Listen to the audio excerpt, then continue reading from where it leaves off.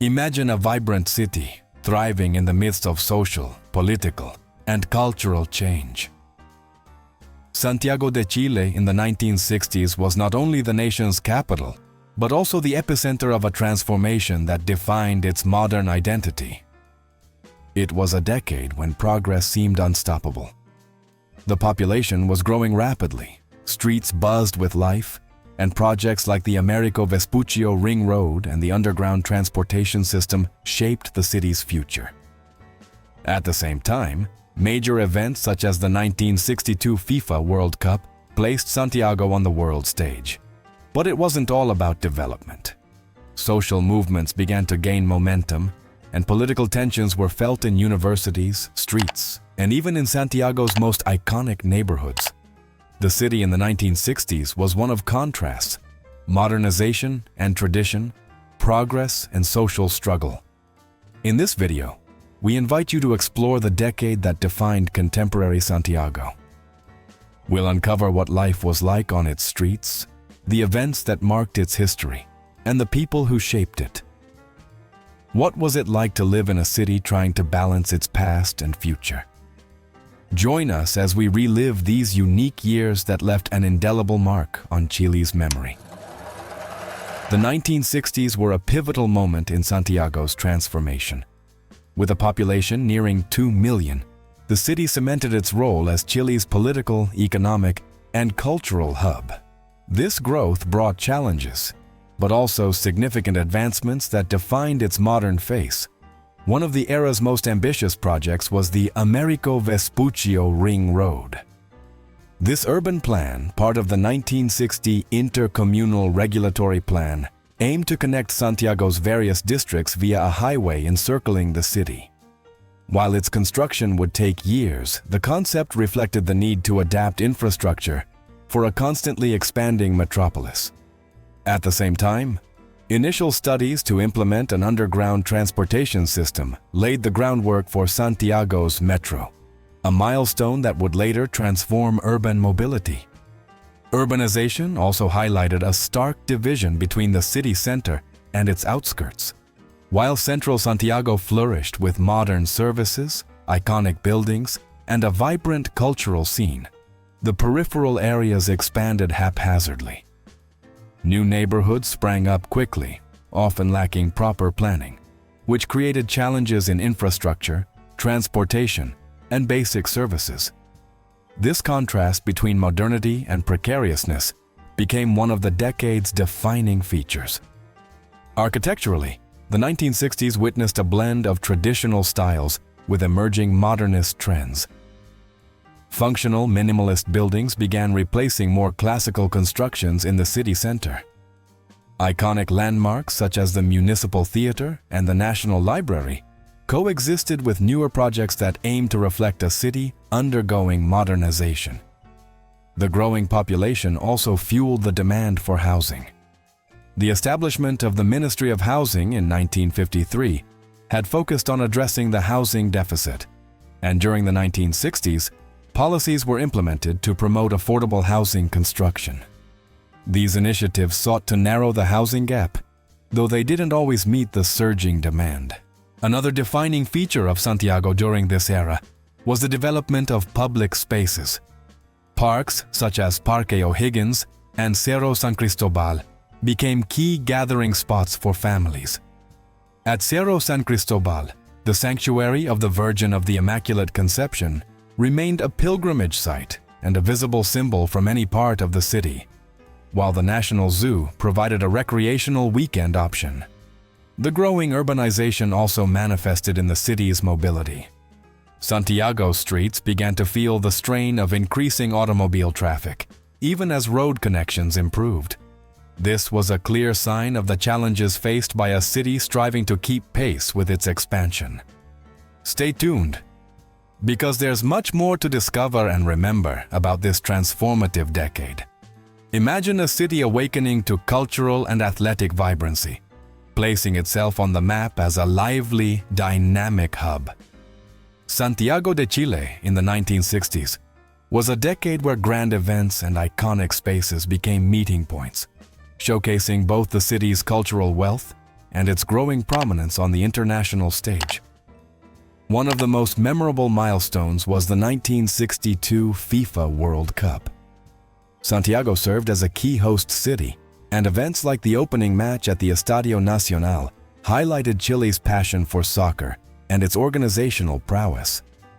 The tournament not only left unforgettable memories for fans, but also boosted national pride and solidified the Estadio Nacional as a cultural and sports landmark. Beyond sports, culture experienced an unprecedented boom. The mass adoption of television changed how Santiago's residents consumed entertainment.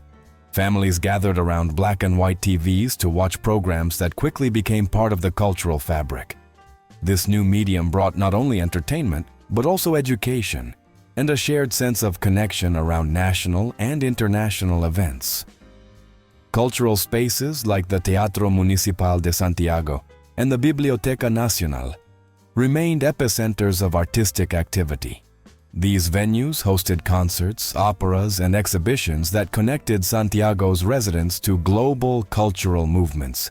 Universities such as the Universidad de Chile and the Pontificia Universidad Católica played a crucial role in promoting the arts, organizing film series, lectures, and festivals that enriched the city's intellectual scene. The 1960s also brought shifts in popular traditions. Activities like rodeo were officially recognized as Chile's national sport in 1962, reinforcing its role in cultural identity. Meanwhile, fondas and patriotic celebrations continued to be eagerly anticipated events where music, dance, and traditional cuisine strengthened community bonds. Santiago's cultural dynamism was also reflected in its everyday life. Cafes and bookstores in the city center became gathering spots for intellectuals, artists, and ordinary citizens, while cinemas, many located along the Alameda, offered an escape through Hollywood blockbusters and local films. Sports, art, music, and literature intertwined in a city that, despite its challenges, radiated energy and creativity. Santiago in the 1960s was not only a place of urban modernization, but also a crossroads where cultural and athletic expressions showcased the best of Chilean spirit. This decade marked a turning point, leaving a legacy that still resonates in the capital's identity. But let's uncover even more fascinating aspects. The 1960s were also a critical turning point for Chile's social and political landscape. Despite the modernization and cultural advancements of the era, the decade was marked by social and political tensions that shaped Santiago's character. The city became the stage for deep economic and social inequalities that were increasingly evident in its streets, universities, and neighborhoods. At Santiago's universities, such as the Universidad de Chile and the Pontificia Universidad Católica, student movements reflected the growing unrest of a restless youth. These institutions, also centers of intellectual activity, became spaces for protest and debate. In 1968, the occupations of the main buildings of both universities symbolized students' fight for educational reform and greater inclusion in decision-making. These movements not only marked a shift in student activism, but also highlighted the political tensions stirring Chilean society. The agrarian reform, first enacted in 1962 and continuing throughout the decade, also impacted Santiago, although its primary effects were felt in rural areas. The redistribution of land aimed to improve conditions for farmers, but polarized the nation and sparked debates that echoed in the capital. Santiago became the hub where these discussions intensified, whether in the National Congress or on the streets, as unions and farmers' organizations sought support. Meanwhile, the rise of new political movements reflected the era's dynamism and polarization. In 1969, the formation of the Unidad Popular, a coalition of leftist parties, marked a shift in the political landscape, challenging the traditional bipartisan system that had dominated for decades. Debates about social justice, equality, and labor rights extended beyond political circles and were felt in Santiago's factories, markets, and neighborhoods. The city was divided between affluent districts, where life carried on relatively steadily, and peripheral areas with precarious living conditions and growing discontent. In downtown Santiago, protests were common, with students, workers, and farmers marching for their demands. These movements revealed the diverse interests within Santiago's society and the mounting tension between social classes. The contrast between modernization and inequality, progress and protest, made Santiago in the 1960s a microcosm of the challenges facing Chile as a whole. Calls for change could not be ignored, and the capital became the focal point where the hopes, frustrations, and struggles of an entire nation converged. This was a period of transition, where the fight for equity and rights intertwined with urban and cultural development, setting the stage for the changes that would come in the following years. By the end of the 1960s, Santiago de Chile stood at a crucial point in its evolution. The city had grown rapidly, embracing modernity in its infrastructure, cultural life, and its role as the political epicenter of the nation. However, this progress coexisted with social tensions, inequalities, and a dynamic political climate that hinted at significant changes on the horizon. The streets of Santiago were witnesses to constant contrasts. On one hand, the city center radiated modernity with its new avenues, iconic buildings, and cultural spaces, reflecting a vibrant metropolis. On the other hand, the outskirts struggled to achieve the same level of development. Daily life for Santiago's residents varied greatly depending on where they lived. Yet everywhere, there was a sense of a city in transformation. The cultural legacy of the decade left an indelible mark. Santiago became a place of connection, from the bustling markets to the solemnity of its theaters and universities. Events such as the 1962 FIFA World Cup not only attracted international attention, but also united Santiago's residents in a collective sense of pride. The city also modernized with the mass introduction of television, transforming how families connected with the world. However, this progress came with challenges. Growing political and social tensions revealed cracks in the development model. University occupations, street protests, and political polarization made it clear that Santiago was not just a city of progress, but also a place where demands for social justice and equity could not be ignored. Now looking back, we can't help but wonder, how would Santiago be today if the challenges of that decade had been addressed differently?